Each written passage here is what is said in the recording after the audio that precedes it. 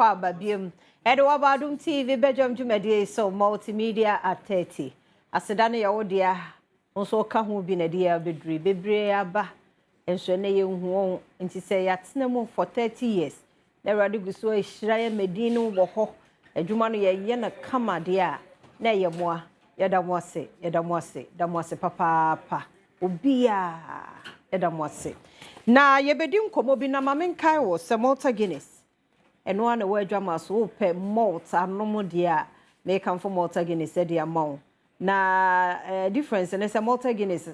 ban na bo emfimfin yellow no ano aye den ene ya tro ho proudly made in Ghana. Temesra se wo pe Malta no man to Malta bi akeke. Nemum kope Malta Guinness proudly made in Ghana. Ya trouble ho na unsa akokosa de na pop kese eba out pa. Yes obenum bi efi se B vitamins na yemuma a wonomu a anopakra se woni di kura na wo pa wonomu a eboa ma wo energy level no cost ye ohia ne so nya meat pa bi aka ho ne e full meal na se wawia ne sankra yi ko squee ye nya bi hye won mo bag mu no watumi anonom to tod doko bi ama wo ma keke hwe se obeto Malta Guinness de amano Malta Guinness remove ene efiada Dr. Sharp aginedwa a woni e ba bidim komahwe yarwa hodo a ofa abibiduro so e de sen yare dog ye mo akwa be ejoso na bia boko de nyame adum bia boko nyame ase adwuma mu so koyi bibia ekoso obe nde Ghana de ade kia se na oto aso wansu a obesere dog what are my yeti way yeda ahefuro nyina ase ebi hweye ebi tieye ewo different yi so platform so mu nyina no ye kiakia no na ye mpai bo ne se da bia nka mo be ye moden but nya ni papa na wonya esan se ye wade bi wo no ma wo ye ne dan ewo se eba na untimi enwane emfiri mu santi na da bia ye kwaso ane mo kasa no na ye kirakira mo ne a nyankopon ede enam yeso eye abre ni abre bia ema nipa dasani no ne hoto no onse nipa se ye wo a o life no eye different wu nyini ni ade no enuoma bi timi san ba be hiawo ewo wo kwan so a wo beje ohun abi wo no ma onye ena ye mpanyimfo ne wo ma ye yi na atu ni din se yawo ade anase yade yawo ade eba wo so a ema chese wutimi ye congested anase mi hu se ne me nka no chese bibia wutimi eye bibia se yawa de ba oso a ma me papa wanhwe ya ponchi toilet kura na obi hunu ma on se ena anu ma ebekwa se bia nhwe a obehunu anom ensanse wunimi yade ntia ne ede yade ma nkrofo fam no eye nioma bebre na nka ne papa mu ne se wako ebia kinsu se me kwa akoto ebia we sei ewo se omutimi de ade no ma se omantimi amfa ade na amawa ana omde ma na enya that means ububefu pa ene nka eyiska ketu abi kura nka ba mu obi a ede be ate wo nka sa na tie sa ne ede ba yensu yedwumadie ma ete se obi yaw ade no betimi aba ebetimi ate obi a intimi mi wonu se me ye ade ede ama obi a yaresa mehwe ni ye semi muni panapo anase me na ada no ade a me ntimi nya no me nka se metimi ye because udi agro ade bia wo ye bia no ubehu se wanhwe a eno so a na sa ade no ebese afa na ade be ade anyaw meme wani aduro a eye quick na ani no se ebo na epecha me de ade aduro na ye enye ye entimi ye obi ani aduro ama na medwere ho ade kwa akire nyame suro wo me mu me de sa dwumadie no etu ho anamo eye manipa no deliver the man pepepe ma me papa bebre ato mo sika agu bebre ya de enti no wo mo akọ up and down ebitimi free abrochire ba esan kọ ne ho nto no ebitimi ewa ekọ abrochire eba ne ho nto no eye nsem bebre ma papa ebia onte Dr. Sharp de Demon Chase anka Bruni ba mi free kransa ye free ne kranka sunsum ne tumi ni anwode ewo me so ebia na wonya nhia ye da da bia ne obi ne nyame eye na dom ema ne hu bibi obi okura mpa ya start dwumadie bebrebe nyina wonti Dr. Sharp din kura da ena onam na owo ntwetwede ena obre maame papa da bia ye kasa ansem we se kirew ye nya duro Ghana anu muma bibia entimi ensi anase emfa bad results ma yenim eniom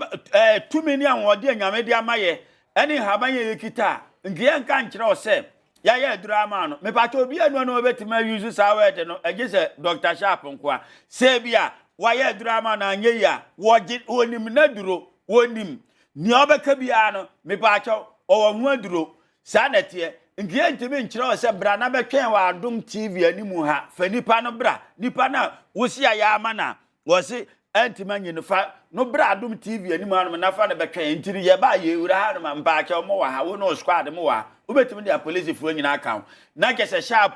frodo nkrofo no me pa acha ebi ntimi nsida ma me san ka se mo we se nkire me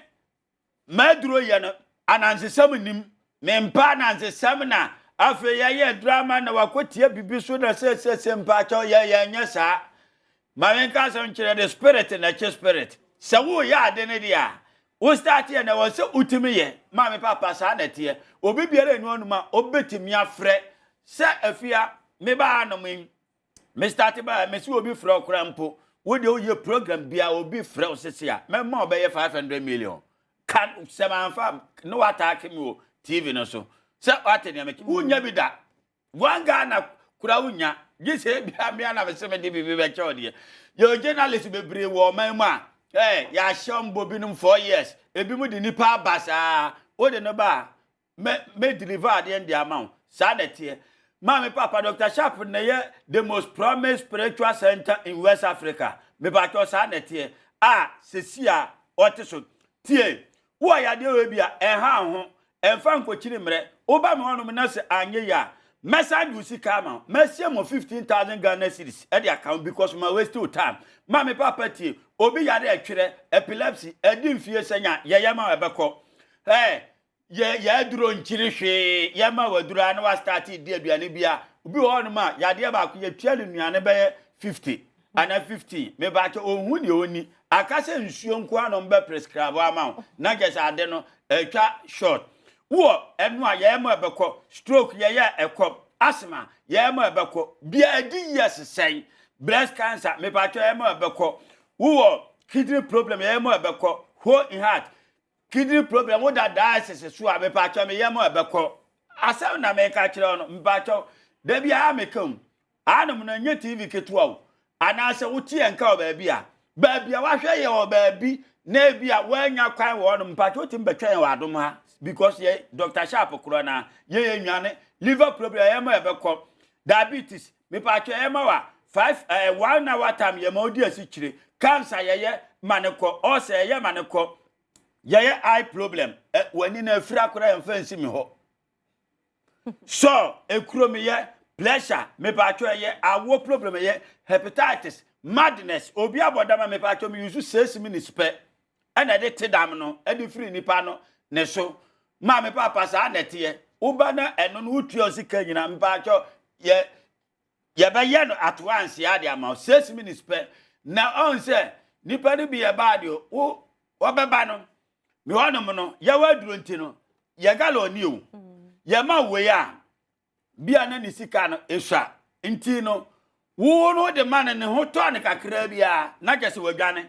enra say your operation wo me ho what ya say obi onom a watwa atu Germany ade ne ho what ya say waje aduro na na wo ye no be 3 weeks ni wonsi ho nti ya ba sa ndie metimna sa de ka ne bia ka ho what ya say no wa ye stubborn no we police no soldier no me de beka ho me office ho na me ye adwuma what na me chon ma me papa apafra no we bia nwo no biem yade no etesa dien na ewodin ya modin wa no ma enchese ye ni ho aduro me pa twa ye wo ho aduro wo ye chinyegefo hwe bibi ahawache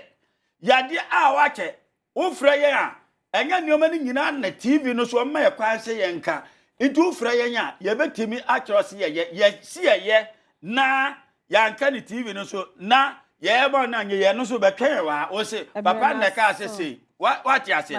papa na ka se bra na ukoye na anye yi man papa o ba me onu ma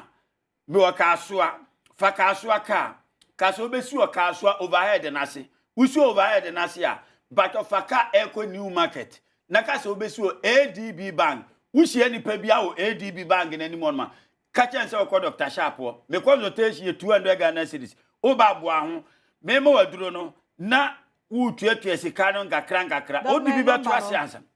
numbers in the TV no so no da bia mate ba akora chema me mfa WhatsApp de no emumu entu dwane 020 489 74 54 020 489 74 54 that's it ofra eno no eye WhatsApp ofra abrochirefo nso mofra yi ye befa mo course no wo ye na anye ye ja voice na me nshira ye that's Dr. Sharp na yete no enka no na me kai wo Sagana Horticulture Expo 2025 no ebeba so nyame yadoma 11 to 13th June 2025 yi wo Accra Conference Center na Horticulture Expo 2025 eho na fruit vegetables technology ne ho ne nyina yebeda no adie ti baby a wo hwe me wutie mi bia no se wo pese wo hunu businesses no se bia wo do bie na wo pese wo kra ana wo pese wo de ekono sa Horticulture Expo 2025 yes oba se bie na dwumadie Federation of Association of Ghanaian Exporters wo mo ne Ghana Exports Promotion Authority and I can't bomb de by Jumeku so one masene Ghana Exim Bank, Fidelity Bank, GIRSAL, Agromonti, and Afe GIZ. Joy Business, one any official media partner, one more ebo who at the ro. Jumadi Otitini ye beba bekasasiye, Mam Penny John Dramani, Mahaman, be a making now so pesa would do a jaton dear cordano, kobo who de ro exhibitors na making. 0243 45 7783 0243 45 7783 and 0535 224555 Ghana Horticulture Expo 2025 Growing Ghana Exporting Excellence. Malta Guinness we move made off Mr. Okopebinum. Now be who difference no.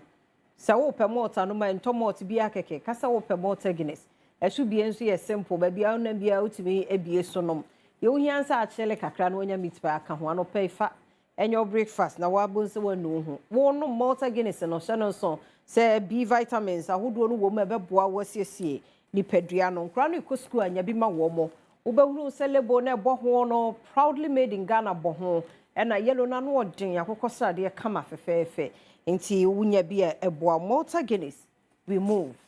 Yabusia yi edi wono mo awoda yen celebrate wo mo awade ayade eguso ahira ne ma enti ye na ye wono mo da ye ne wo mo nida no strong kon. Happy birthday nkoma senior pastor Reverend Maxwell Paul Kwesi Ngabe. Reverend Maxwell Paul Kwesi Ngabe wono ne sofo penida Covenant Miracle Church International media team no and I wish you a happy birthday nyamenipa Unkwaso, Radinkoso amangosra no, enye kese emmao. Happy birthday nkoma Mavis Bedu. Mavis Bedu, onyamenti na nimu nkyerɛw. No he also da wo ho masem. OPD na we show. Happy birthday. Happy birthday nkoma Reverend Prophetess Felicia Soa. Reverend Prophetess Felicia Soa. Eradin sha na onye okese. Kusi se obeye kese pa. Aha na be makwan yem birthday celebrant na DC. Jubadie no so se metina mudi nkomo no ha na medisi bidi de afia amankwa tamaklo Sister Sandy B oye guy oye krado de ahosepe etwaso